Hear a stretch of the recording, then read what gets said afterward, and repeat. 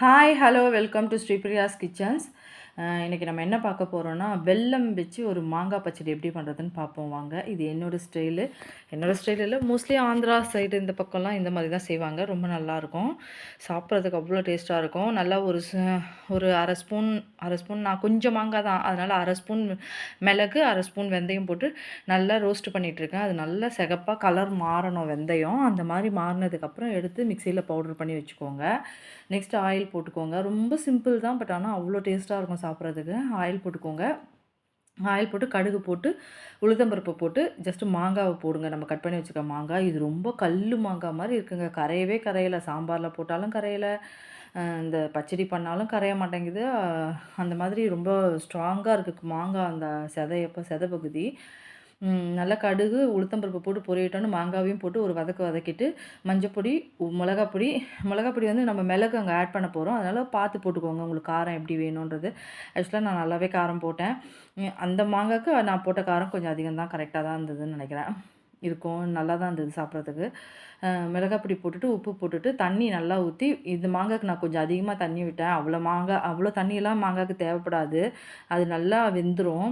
இது கொஞ்சம் கல் மாதிரி இருக்குது மாங்காய், அதனால் பச்சை கலரில் இல்லை, கொஞ்சம் எல்லோயிஷாக இருந்தது மாங்காய். அதனால் அந்த மாதிரி இருக்கா என்னன்னு தெரில. கொஞ்சம் தண்ணி நல்லாவே விட்டு வேக வச்சேன். வேக வச்சுட்டு நல்லா மாங்காய் வெந்தோடனே நல்லா அதை குத்தி குத்தி விட்டுன்னு இருந்தேன் நான். அது கல் மாதிரி கரையவே இல்லை. எங்கள் பாட்டியெல்லாம் அந்த காலத்தில் என்ன பண்ணுவாங்கன்னா, மத்து வச்சு கடைஞ்சிருவாங்களாம். எங்கள் அம்மா சொல்லுவாங்க, நல்லா சட்டியில் வச்சு மத்து வச்சு நல்லா கடைஞ்சிடுவாங்களாம். கடைஞ்சிட்டு தாளிப்பு போட்டுப்பாங்களாம். அந்த மாதிரிலாம் கூட பண்ணுவாங்களாம் வேக வச்சுட்டு. இந்த மாங்காவை நான் குத்தி குத்தி விட்டு நல்லா இது பண்ணிவிட்டு, அதுக்கப்புறம் என்கிட்ட வெல்லம் பவுடர் இருந்தது, பவுடர் வெல்லம். அது வந்து 2 ஸ்பூன் போட்டுட்டு நல்லா மிக்ஸ் பண்ணி, அதோட மிக்ஸ் பண்ணி கொஞ்சம் வேகட்டும். எண்ணெய் பிரிஞ்சு வந்ததுக்கப்புறமா இந்த நம்ம அரைச்சி வச்சுருக்கோம் இல்லையா, மிளகும் வெந்தயமும், இந்த பொடியை அதில் 1 ஸ்பூன் போட்டு நல்லா மிக்ஸ் பண்ணுங்கள். மிக்ஸ் பண்ணி நல்லா சேர்ந்து அதுவும் எண்ணெய் பிரிஞ்சு வரச்சு கொஞ்சம் கருவேப்பிலையை உருகி போட்டு மிக்ஸ் பண்ணிவிட்டு இறக்கிட்டேன். அவ்வளோதான். செம்ம டேஸ்ட்டாக இருந்ததுங்க சாப்பிட்றதுக்கு. இந்த மாதிரி ஒரு தடவை ட்ரை பண்ணி பாருங்கள். பச்சை மிளகா போட்டுலாம் நிறைய பேர் பண்ணுறாங்க. எனக்கு தெரிஞ்சு இந்த மாதிரி பண்ணால் ரொம்ப டேஸ்ட்டாக இருக்கும். இது வந்து தயிர் சாதத்தோடு அவ்வளோ நல்லாயிருக்கும் சாப்பிட்றதுக்கு. உப்பு புளிப்பு மாங்காய் அந்த இனிப்போடு சாப்பிட்றது வெறும் வாயிலே சாப்பிட்றலாங்க. அவ்வளோ டேஸ்ட்டாக இருக்கும். 2 மாங்காய் பண்ணால் கூட காலி பண்ணிடலாம், அவ்வளோ டேஸ்ட் இருக்கும். பட் நான் இவ்வளோ தான் என்கிட்ட இருந்தது. நான் ஒருத்தி தான் சாப்பிடுவேன், யாரும் அவ்வளோவா விரும்பி சாப்பிட மாட்டாங்க எங்கள் வீட்டில். அவங்களுக்கெல்லாம் இந்த இனிப்பு புளிப்பு இதெல்லாம் கொஞ்சம் அலர்ஜி. அதனால் எனக்கெல்லாம் வந்து இது ரொம்ப உயிர். நல்லா இருந்தது சாப்பிட்றதுக்கு. இவ்வளோ தண்ணினா ஊற்றியும் அது வந்து கல்லாகவே இருந்தது பாருங்கள். ஒரு சில மாங்காய்லாம் வந்து அப்படியே கடைஞ்சா மாதிரி ஆகிடும், கூழ் மாதிரி. இது ஆகலை. பட் நல்லா இருந்ததுங்க சாப்பிட்றதுக்கு. அப்படி நல்லா இருந்தது. இந்த மிளகு தூளும் இந்த வெந்தயமும் நம்ம எதுக்கு போடுறோம்னா, மாங்காய் வந்து ஹீட் இல்லையா, அதுக்காக தான் இந்த கூலண்ட் மாதிரி ஆட் பண்ணியிருப்பாங்களோன்னு நான் நினைக்கிறேன். பட் ஆனால் அதோட ஃப்ளேவர் வந்து அவ்வளோ சூப்பராக இருக்கும். வேணுன்னா கூட ஒரு காஞ்ச மிளகாய் வறுத்து கூட போட்டு பொடி பண்ணிக்கலாம். உங்களுக்கு இன்னும் எக்ஸ்ட்ரா தூக்கலாக காரம் வேணும், நல்ல புளிப்பு மாங்காவாக இருந்தால் நம்ம பண்ணிக்கலாம் அந்த மாதிரி. இது கொஞ்சம் புளிப்பு கம்மியான மாங்காய் தான், அதனால் நான் கொஞ்சம் இப்படி தான் பண்ணேன். செம்ம டேஸ்ட்டுங்க. ஒரு தடவை இந்த மாதிரி ட்ரை பண்ணி பாருங்கள். ஒரு தட்டு சாதம் இருந்தாலும் காலி ஆகிடும். நான் அந்த தொக்கையே போட்டு சாதத்தோடு பிசைஞ்சு சாப்பிடுவேன், அவ்வளோ டேஸ்ட்டாக இருக்கும். தயிர் சாதத்தோடு இதை வச்சு சாப்பிட்றதுக்கு அவ்வளோ நல்லாயிருக்கும். வெல்லம் பவுடர் தான் 2 ஸ்பூன் தான் போட்டேன், ஏன்னா குவான்டிட்டி ரொம்ப கம்மி, அரை மாங்காய் தான் போட்டதே, அதனால் நான் இவ்வளோ தான் போட்டேன்.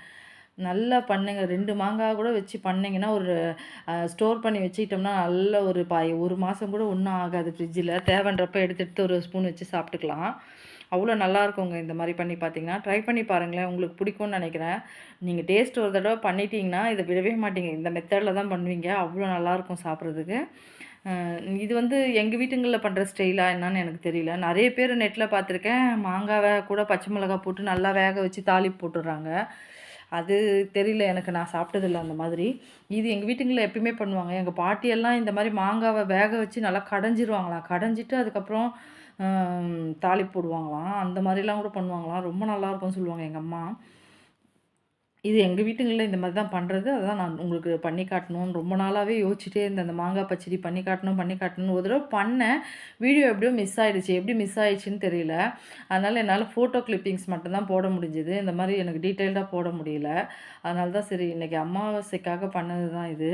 சரி, எங்கள் வீட்டில் ரொம்ப பிடிக்கும், எங்கள் மாமனார் அவங்களுக்குலாம் ரொம்ப பிடிக்கும். அவங்களுக்காக சரி அன்றைக்கி பண்ணி படையலில் வைக்கலான்னு சொல்லிட்டு பண்ணேன். அவங்களுக்குலாம் இந்த மாங்காய் பச்சடினா அதுவும் நான் பண்ணால் அவ்வளோ விரும்பி சாப்பிடுவார் அவர். அவருக்காக தான் அதை நினச்சி பண்ணது. எப்பயுமே இந்த இது நினைக்கலாம் நான் ரொம்ப பண்ணுவேன் இதெல்லாம்.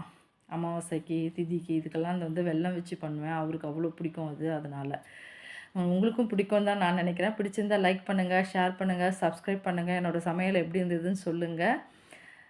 தேங்க்யூ. நான் சொல்ல மாட்டேன்னு சொல்லிட்டேன். சப்ஸ்கிரைப் பண்ணுங்கன்ட்டு சொல்லிவிட்டு சாரி. அது அப்படியே பழக்க தோஷத்தில் வந்துச்சுங்க எனக்கு வாயில். எப்படி வந்திருக்கு பாருங்கள், கலர்ஃபுல்லாக எண்ணெய் பிரிஞ்சு வரும். நான் கொஞ்சமாக தான் ஆயில் போட்டேன். நல்லா ஆயில் போட்டிங்கன்னா இன்னும் நல்லா பிரிஞ்சு வரும். எவ்வளோ நாள் வேணாலும் ஸ்டோர் பண்ணி வச்சுக்கலாங்க. ட்ரை பண்ணி பாருங்கள். உங்களுக்கும் பிடிச்சிருக்குன்னு நினைக்கிறேன். பிடிச்சிருந்தா சமைச்சு சாப்பிட்டு நல்லா என்ஜாய் பண்ணுங்கள். தேங்க்யூ. இவ்வளோ தான் வந்தது. நானே காலி பண்ணிட்டேன்.